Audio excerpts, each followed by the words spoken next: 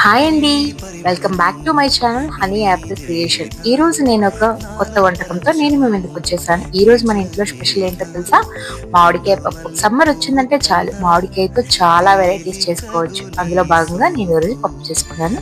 మీతో recipe share చేసుకోవాలి అనుకుంటున్నాను. ముందుగా ఒక చిన్న గ్లాస్తో పప్పును తీసుకొని బాగా కడిగి అందులో కొద్దిగా పసుపు, మామిడికాయ ముక్కలు, కొద్దిగా ఆయిల్ వేసి కుక్కర్కి ఒక 4 విజిల్ వచ్చేలాగా పెట్టుకోవాలి.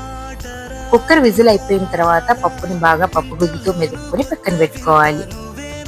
ఇప్పుడు పోపుకు గాను మనం ఇందులో ఒక చిన్న ఉల్లిపాయ చీలికలు, ఎండుమిర్చి, పచ్చిమిర్చి, ఒక 4-5 వెల్లుల్లి రెబ్బలు, కరివేపాకు, ఆవాలు, జీలకర్ర, కొద్దిగా మినపప్పు తీసుకుని ఒక కడాయి పెట్టుకొని అందులో పోపు దినుసులన్నీ వేసుకొని పోపుని బాగా వేయించుకోవాలి.